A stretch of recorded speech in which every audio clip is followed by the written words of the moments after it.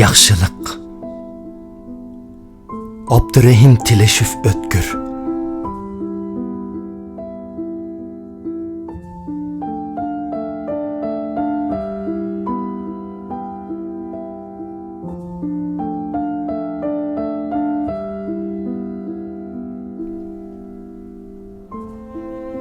Körmedin sen ey köngül, aramı candın yaxşılıq.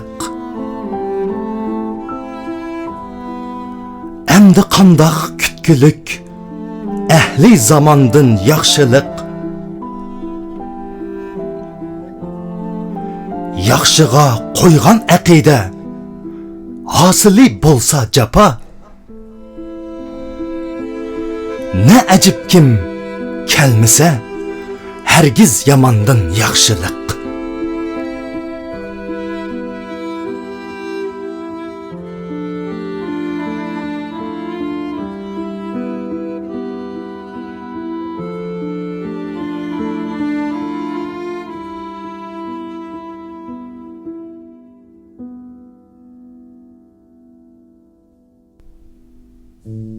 Bir yaman, min bir yamanlık, kılsı canğa ne ecip.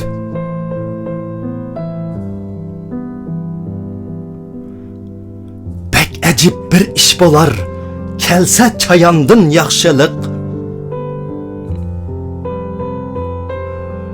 Vahlikin, at tepsimu, böyle emestur zatıdın.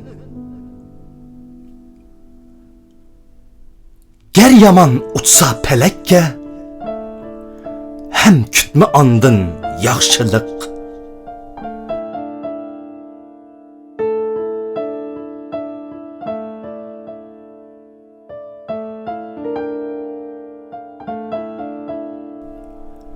Yaxşıdın kelse yamanlıq, hem ana kıl yaxşılıq.